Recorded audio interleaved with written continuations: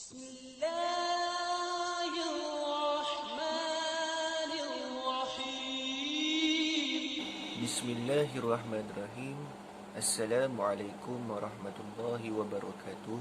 Saya Khairul Anam bin Said bernombor matrik A167994 akan memberitahu serta menerangkan faktor berlakunya perkembangan ideologi liberalism dalam kalangan masyarakat. Faktor penyebaran ideologi liberalism yang pertama adalah disebabkan oleh kekurangan ilmu akidah Islam. Faktor media massa. Akidah Islam bermaksud kepercayaan kepada kewujudan Allah Subhanahu Wa Taala serta segala sifat kesempurnaannya beserta dalil nakli dan dalil akli. Akidah Islamiah juga menjelaskan konsep rukun iman kepada 6 perkara, iaitu yang pertama beriman kepada Allah, beriman kepada para malaikat, beriman kepada kitab-kitab, beriman kepada para rasul, beriman dengan hari kiamat dan beriman dengan qada dan qadar. Sebagaimana firman Allah Subhanahu wa taala di dalam surah Al-Baqarah ayat 285, A'udzu billahi minasyaitonir rajim. Amanar rasulu bima unzila ilaihi mir rabbih wal mu'minun kullun amana billahi wa malaikatihi wa kutubihi wa rusulihi. Sadaqallahul azim. Maksudnya, Rasulullah telah beriman kepada apa yang diturunkannya oleh Tuhannya, dan juga orang-orang yang beriman semuanya beriman kepada Allah, malaikat-malaikatnya, kitab-kitabnya, rasul-rasulnya. Akidah merupakan asas yang penting di dalam Islam. Jika terpesong akidah, maka runtuhlah pegangan agama Islam seseorang itu. Kekurangan ilmu akidah yang mantap di kalangan masyarakat Islam khususnya akan memudahkan lagi fahaman ideologi liberalism berkembang di kalangan mereka. Hal ini kerana hujah liberalism mereka menggunakan hujah-hujah logik ataupun mereka juga menggunakan dalil-dalil Al-Quran dan hadis. Tetapi mereka tidak merujuk kepada penafsiran para ulama'. Mereka membuat penafsiran sendiri, ikut suka kata orang. Bila golongan liberalism menyampaikan hujah mereka dengan hujah-hujah logik, kemudian menggunakan dalil Al-Quran dan ditafsirkan mengikut sesuka hati mereka, mengikut apa yang disukai oleh masyarakat, konklusinya masyarakat yang kekurangan ilmu akidah tentang lebih-lebih lagi tentang kepercayaan kepada Al-Quran, mereka mudah terpengaruh dengan ideologi liberalism. Itulah sebabnya kenapa kekurangan ilmu akidah menjadi salah satu faktor kepada penyebaran ideologi liberalism. Poin yang seterusnya iaitu media massa menjadi antara faktor kepada penyebaran ideologi liberalism di kalangan masyarakat. Pada masa ini dapat kita lihat bahawa media massa merupakan satu perkara yang penting di dalam segala urusan, sama ada pekerjaan, pembelajaran dan sebagainya. Jadi disebabkan penggunaannya yang meluas di kalangan masyarakat, golongan liberalism telah membentuk satu usaha.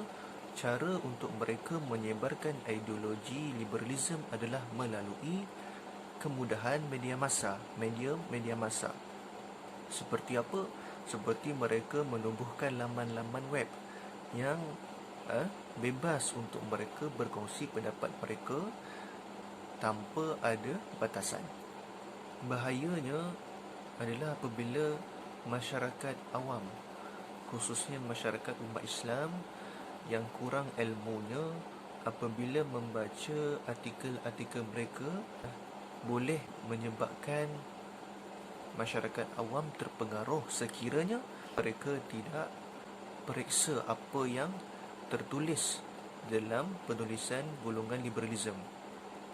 Hal ini kerana gaya penulisan golongan liberalism seolah-olah dilihat benar Akan tetapi pada dasarnya ia bertentangan dengan apa yang diajarkan oleh agama Islam.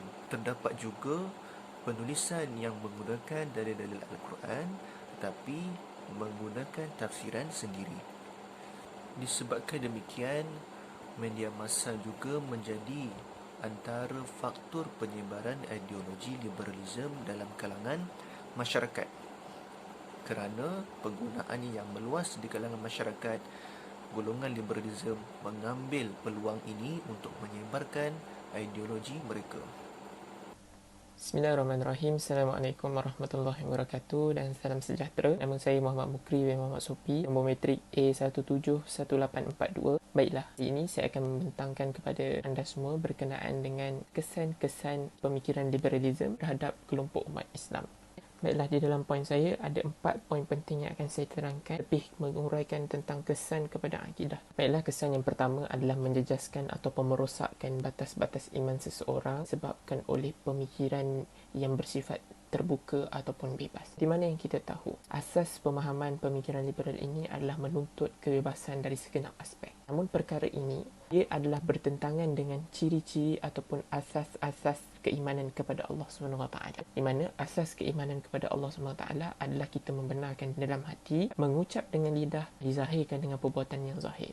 Namun, berbeza pula pemahaman liberal ini bagi orang-orang yang berpegang dengan dia, iaitu mereka berpegang bahawa cukup hanya sekadar kita membenarkan di dalam hati dan mengucap dengan lidah tanpa kita perlu melakukan apa-apa. Maksudnya, hukum hakam dan pensyariatan yang telah ditetapkan oleh Allah SWT tidak ada keterikatan sama sekali dengan mereka. Poin yang kedua adalah mengubah agama Islam itu menjadi agama kepercayaan semata-mata. Di mana kita lihat dia tidak lari beza dengan poin yang pertama, iaitu apabila seseorang itu berpegang dengan pegangan liberal, secara tidak langsung konsep penyerahan diri yang ada di dalam Islam itu sendiri telah lari apabila mereka berpegang dengan konsep liberal ini. Di mana kita sebagai seorang umat Islam sudah tentu kita menyerahkan diri ataupun memperhambakan diri kepada Allah SWT, seperti mana di dalam Al-Quran, a'udzubillahi minasyaitonirrajim, yang Allah sebut di dalam surah At-Tariyat, iaitu wama khalaqtul jinna wal insa illa liya'budun. Dan tidaklah aku ciptakan, iaitu Allah SWT menciptakan jin dan manusia itu melainkan hanya untuk beribadah kepada dia. Justru berdasarkan ayat ini, sebenarnya tujuan kehidupan manusia salah satunya adalah untuk memperhambakan diri kepada Allah SWT, dan itulah asas pegangan dalam agama Islam itu sendiri. Tapi berbeza dengan orang yang berpegang dengan fahaman liberal, di mana mereka berpegang bahawa konsep ibadah ini tidak ada kaitan dengan agama dan itu adalah hak persendirian untuk melakukan apa sahaja. Contohnya seperti mana yang pernah dengar, iaitu berkenaan dengan aurat. Pernah saya mendengar golongan-golongan liberal ini berkata apabila mereka ini tidak pakai, contohnya seorang perempuan yang tidak pakai tudung, dan dia menuntut bahawa apabila dia tidak pakai tudung adalah hak antara dia dengan Allah SWT. Sedangkan kenyataan ini adalah satu kenyataan yang sangat-sangat bahaya dan bercanggah dengan akidah umat Islam. Ketiga, kesan pemikiran liberalisme ini kepada umat Islam adalah mengubah persepsi umat Islam terhadap dosa dan azab neraka. Seperti mana kita lihat, apabila gelombang-gelombang liberalisme ini berlaku, mana tuntutan demi tuntutan dilakukan oleh kelompok ini, seolah-olah mereka ini tidak pernah mengenal arti dosa dan azab neraka. Mereka menuntut untuk melakukan homoseksual, mereka menuntut untuk melakukan pelbagai-pelbagai perkara yang bertentangan dengan pensyariatan yang telah ditetapkan oleh Allah, seperti mana yang telah mereka pegang, iaitu kebebasan adalah segala-galanya di atas diri mereka sendiri. Namun, sedar ataupun tidak sedar, perkara ini secara tidak langsung boleh memberi kesan kepada persepsi umat Islam bahawa dosa dan azab api neraka itu seolah-olah tidak ada. Manusia ini berani untuk menentang dan mencabar Allah SWT. Azab yang telah disebut oleh Allah SWT dalam Al-Quran dan sebagainya, mereka berani menentang. Dan seolah-olah manusia ini bebas untuk melakukan apa sahaja. Kesan yang terakhir adalah kesan apabila berlakunya fahaman liberalisme ataupun seseorang itu terpengaruh dengan fahaman liberalisme ni secara tak langsung, dia memberi kesan kepada corak pemikiran seseorang, di mana seseorang itu akan meletakkan semua agama ni sama. Semua agama menganjurkan kebaikan. Maksudnya semua agama adalah benar. Ada agama yang salah. Semua agama adalah membawa rahmat dan sebagainya. Sedangkan apa yang diajar oleh Allah SWT, inna dina indallahil Islam, agama yang benar di sisi Allah SWT adalah agama Islam sahaja. Namun berbeza dengan golongan-golongan ataupun puak-puak liberalism ini, mereka berpegang orang yang kafir melakukan kebaikan, mereka juga sama dengan orang Islam yang melakukan kebaikan. Sedangkan taraf bagi orang yang Islam dengan bukan Islam ini bukanlah satu taraf yang dekat ataupun sama, malah dia adalah satu taraf yang sangat jauh perbezaan dia di sisi Allah SWT. Kita mengetahui inilah kesan-kesan yang besar apabila pegangan liberalism ini semakin menular dalam kalangan masyarakat.